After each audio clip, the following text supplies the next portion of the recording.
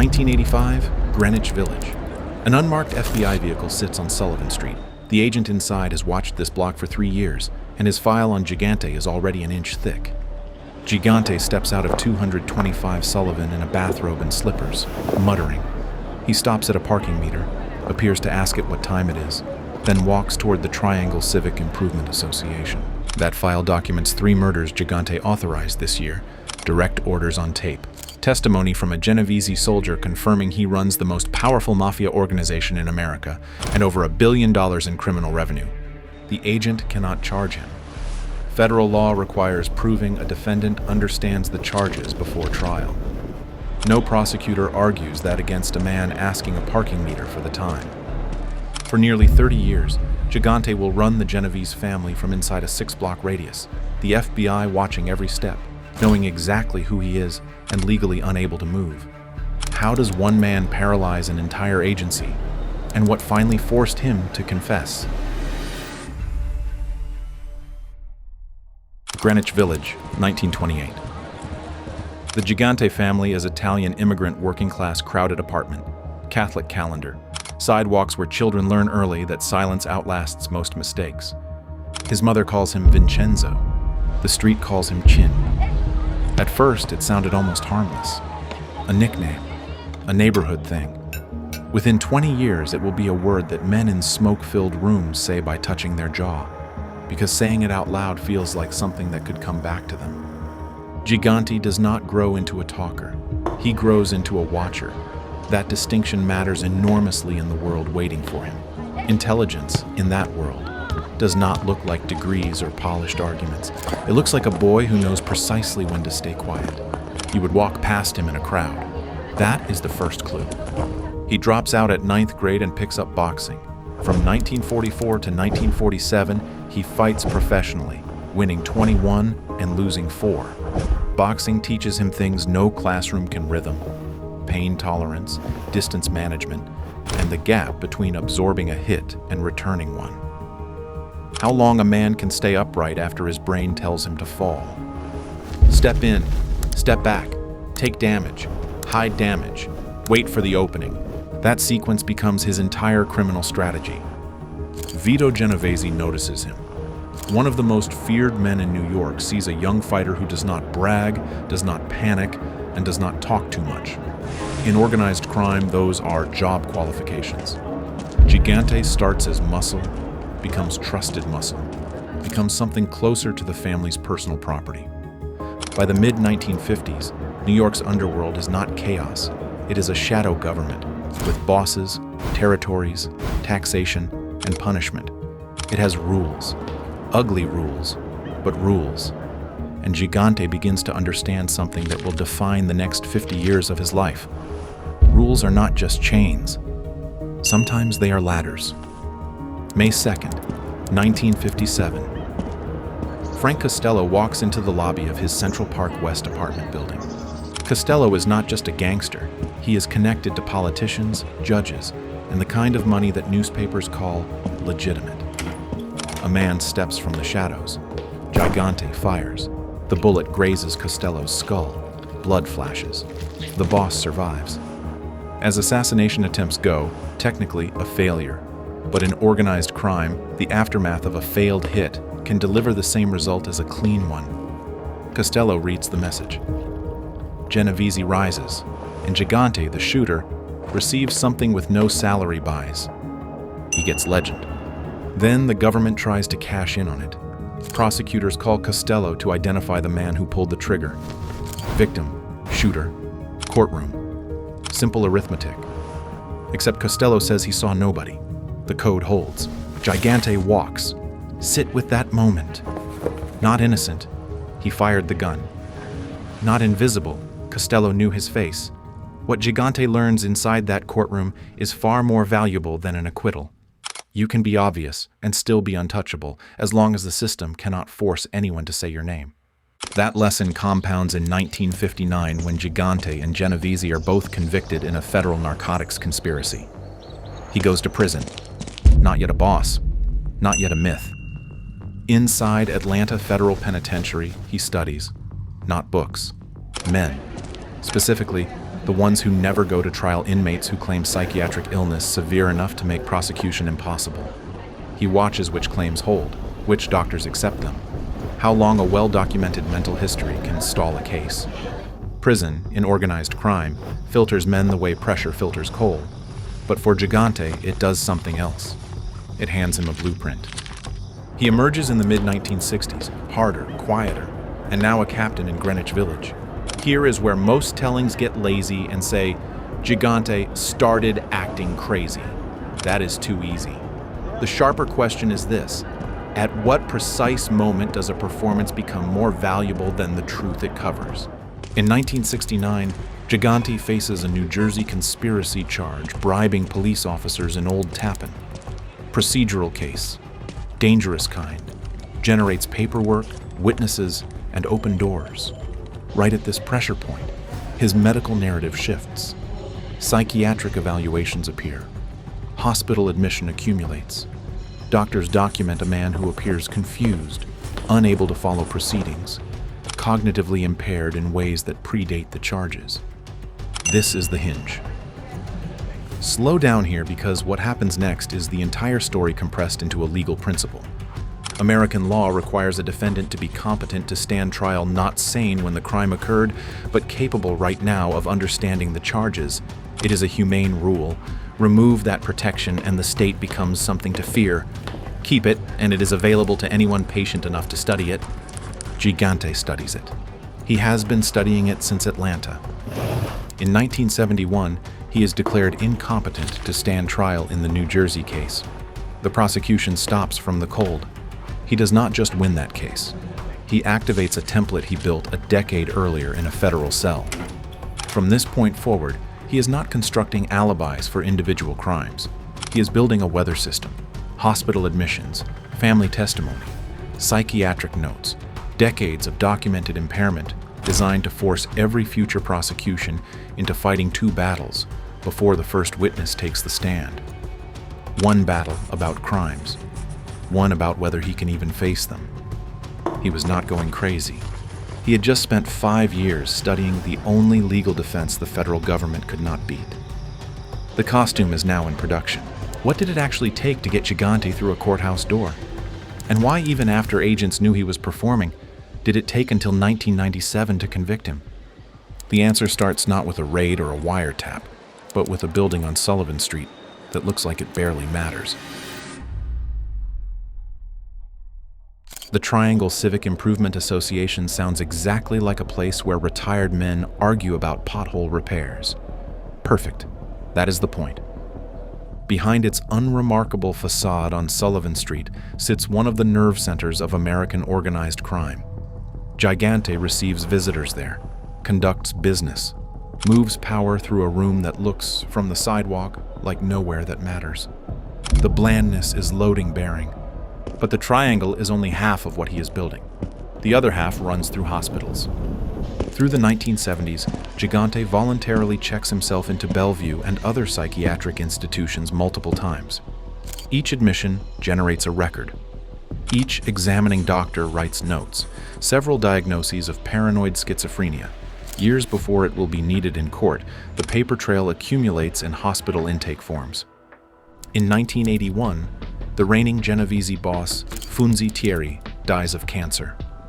In a quiet succession, Vincent Gigante takes the throne. The man in the bathrobe is now formally the most powerful mafia boss in America. Almost nobody outside the family knows it. By the early 1980s, the family's public architecture shifted. The visible position goes to Anthony Fat Tony Salerno Loud, photographable, exactly the kind of man law enforcement finds easy to point at in an indictment. Salerno draws prosecution. The commission case in the mid-1980s convicts Salerno as the Genovese boss and sends him to prison for 100 years. In 1986, Time magazine puts Salerno on its cover as the most powerful gangster in America. The country's most prominent media outlet has pointed at the wrong man. That same year, a low-level informant tells an FBI agent, Salerno isn't the boss. Chin is the boss. The agent files the report. Nothing moves. Behind Salerno, Gigante has been running the actual organization for the entire time. From his mother's apartment at 225 Sullivan, Gigante walks 6 blocks to the Triangle in the bathrobe and slippers. Local cops call him Robe. Behind the closed doors, a different man operates approving hits, demoting capos, reviewing accounts with precision. The bathrobe never enters the back room. The man who cannot follow a courtroom proceeding can find every discrepancy in the family's books. Once the public decides something is ridiculous, it stops looking for architecture. Gigante is not making himself look harmless. He is making his mental capacity legally expensive to question. There is a difference. You see slippers. A prosecutor sees 6 months of psychiatric depositions. You see mumbling. A judge sees a competency motion that can freeze a trial for 2 years. You see a confused old man. A jury sees reasonable doubt before a single piece of evidence gets introduced. Genius is not a costume. The genius is the legal consequence of the costume. Inside the family, the joke does not exist. Men follow orders. They bring disputes to him on Sullivan Street. And they do not say his name because the FBI is wiring the underworld block by block. Microphones in restaurants, taps on the phone. The Mafia, built entirely on whispered loyalty, is being consumed by recorded sound. Gigante bans his own name. His men touch their chin instead, the old man, the robe, anything except the reference that links a wiretapped conversation to a specific boss. This is counter-surveillance architecture, and it holds into the 1990s. If the precision of this story matches its scale, hit like before we get to the moment where the FBI catches its first real break, because it comes from the last direction Gigante would have expected, and it arrives wearing a very ordinary name. November 1986. The commission trial, the largest mafia prosecution in American history, concludes with all 5 family bosses convicted. Salerno has been receiving 100 years. By the time that verdict lands, the FBI already knew the truth. The real boss was never on trial. He could not be. He was eating lunch in a bathrobe 6 blocks away. How does a man simultaneously plot the murder of John Gotti while appearing too impaired to understand a courtroom calendar? And what single sentence, whispered under running water, hands the FBI the key to the entire performance? The name is Vincent Fish Cafaro. Not a reformer, not a philosopher, a Genovese associate who calculates that cooperation beats dying in a federal cell. Cafaro does not whisper. He opens the entire architecture, the triangle, the name rule, the front boss system, the daily walk that is not a symptom, but a strategy. Fat Tony Salerno is a front. Vincent Gigante holds the real authority, has been for years. Now the FBI has a sharper map than it has ever had, and it still cannot move. Here is where the story splits into 2 simultaneous curves that run parallel for the next decade, tightening without ever touching. The first curve belongs to the FBI. Every year through the late 1980s and into the 1990s, the evidence gets stronger. More defectors, more wiretaps, more surveillance hours, more agents spending entire careers watching a single block in Greenwich Village. Certainty grows. The second curve belongs to Gigante. Every year his psychiatric armor gets thicker. More hospital admissions, more examining doctors, more sworn testimony, more years of documented impairment stacked directly against the prosecution window. The government arrives with surveillance tapes. He arrives with psychiatrists. The government produces informants. He produces hospital records. These 2 curves do not meet. They tighten a vice that has no release. Infuriating and perfectly legal. In December 1985, John Gotti seizes the Gambino family by ordering the murder of Paul Castellano without commission approval. Gigante responds with fury. A man reportedly too impaired to follow courtroom proceedings becomes part of a conspiracy to assassinate Gotti and his brother Gene. The FBI learns of the contract through informants and issues of warnings. The murders do not happen. The man in the slippers is making strategic decisions at the highest level of organized crime in America.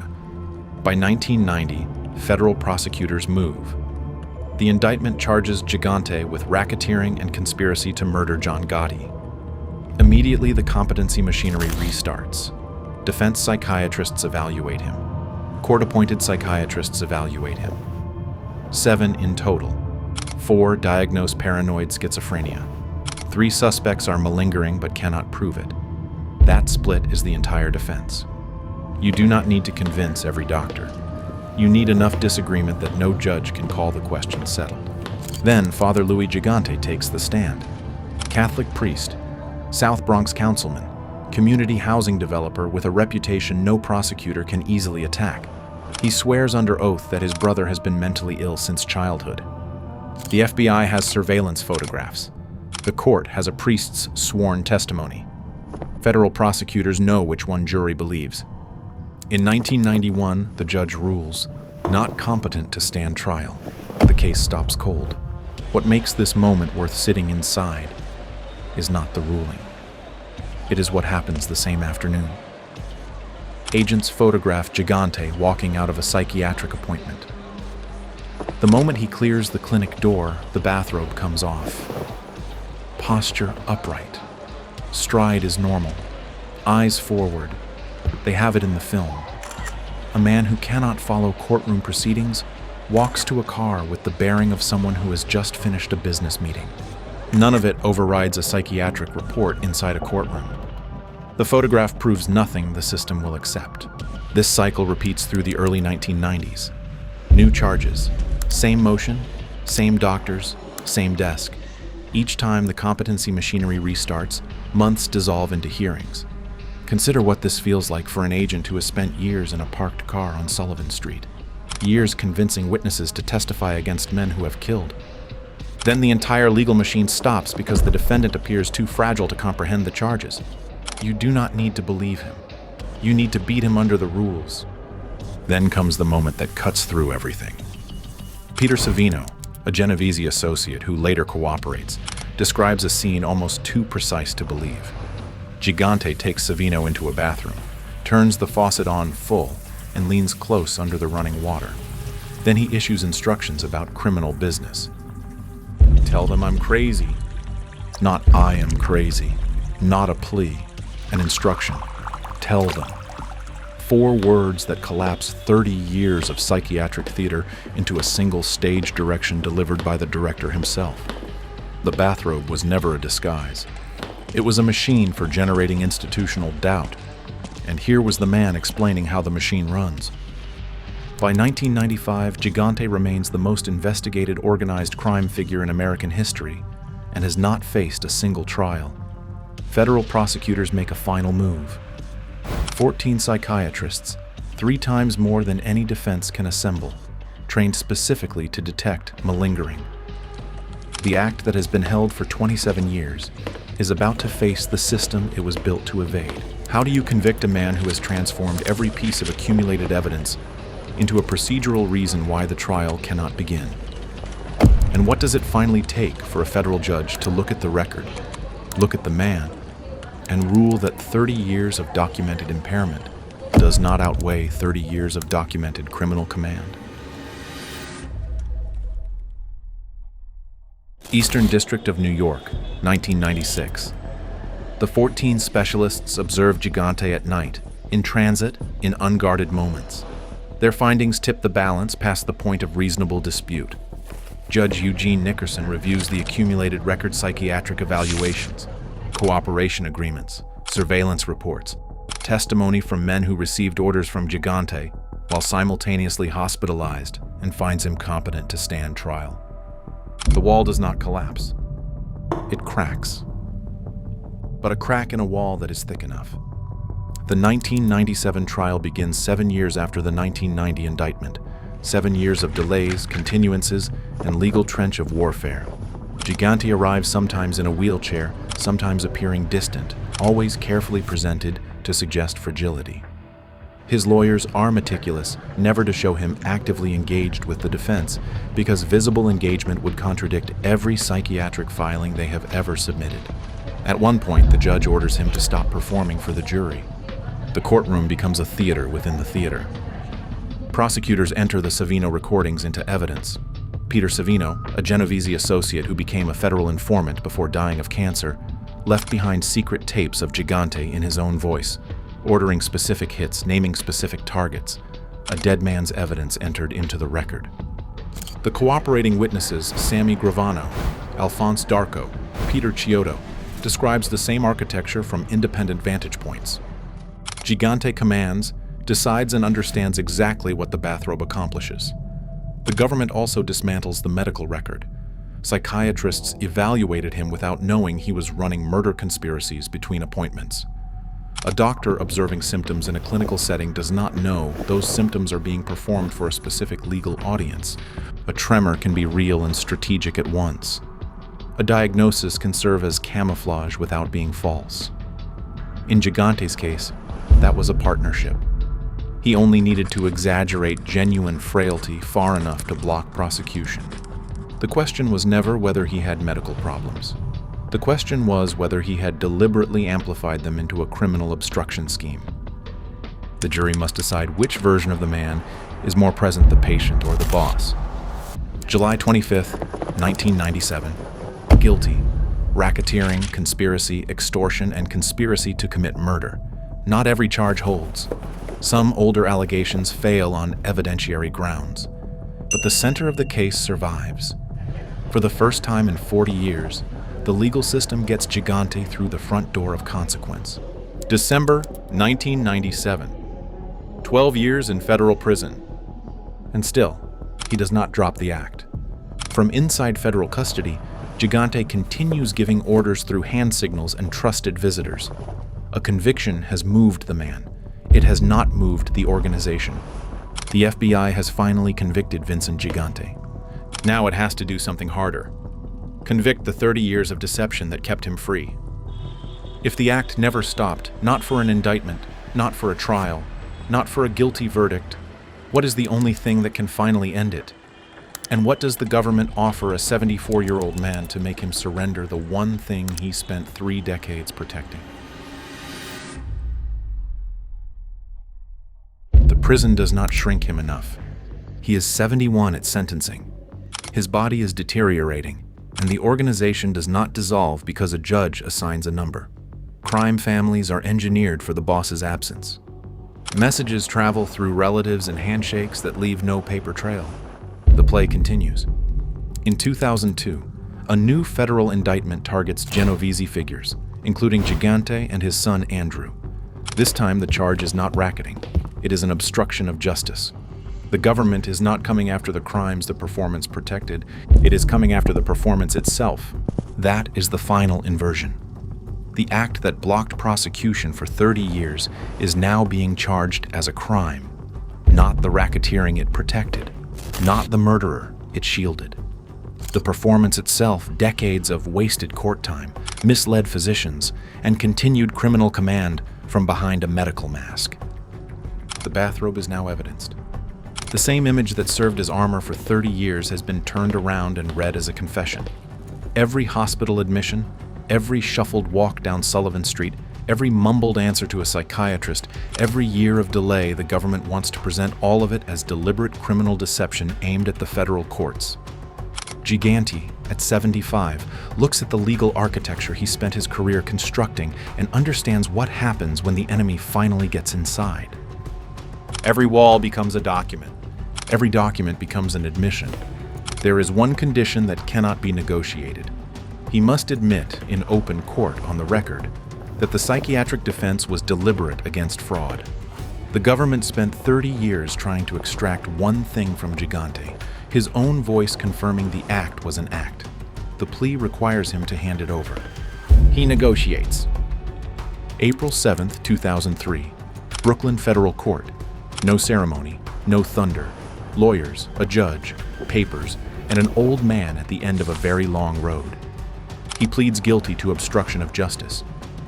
Then, in a clear and steady voice, he says the words the FBI has waited 3 decades to hear. He misled the doctor. The act was an act. The agent who parked on Sullivan Street in 1985 is a grandfather now. He is not in the courtroom. Most of the people who spent their careers watching Gigante shuffle past the triangle are not in the courtroom. Some are dead. Witnesses aged out. Witnesses died without seeing this moment. Cases that should have moved in months dragged across years on calendar disputes that had nothing to do with guilt or innocence. Justice arrives. but it arrives the way light arrives from a distant star. You are seeing something real, and you are seeing it long after the event itself.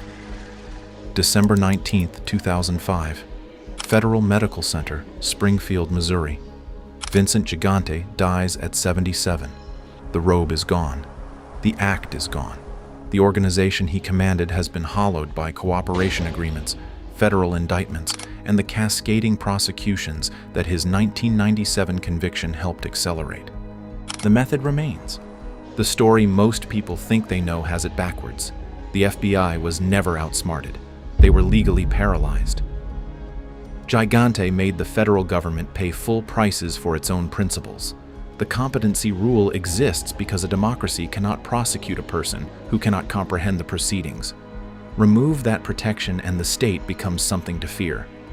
Keep it, and it is visible to anyone patient enough to study it. That is not a flaw in the design of American justice. That is the cost of having a design worth defending. In the end, the system did not break the deadlock by getting smarter. It broke the deadlock by becoming more of itself, more psychiatrists, more defectors, more years of institutional pressure than even a 30-year performance could absorb. The system did not beat him because it was clever. The system beat him because, eventually, it was bigger. For 30 years, Vincent Gigante made that fact into a home. A bathrobe should not make the government hesitate, but this one did, because the rules that exist to protect vulnerability are also visible to the predator. And the predator, if patient enough, can study them until they become camouflage. The FBI got Vincent Gigante, but it cost 30 years, hundreds of agents, millions of dollars in prosecution resources, and the delayed justice of investigators who deserved to see a verdict and never lived to hear one. He shuffled into history wearing slippers. He left it telling a judge what the whole city already knew. If you want to understand how the man who greenlit the Castellano murder operated in the same city Gigante controlled, and why the Genovese family structure survived everything the 1997 verdict threw at it, that story is in screen right now.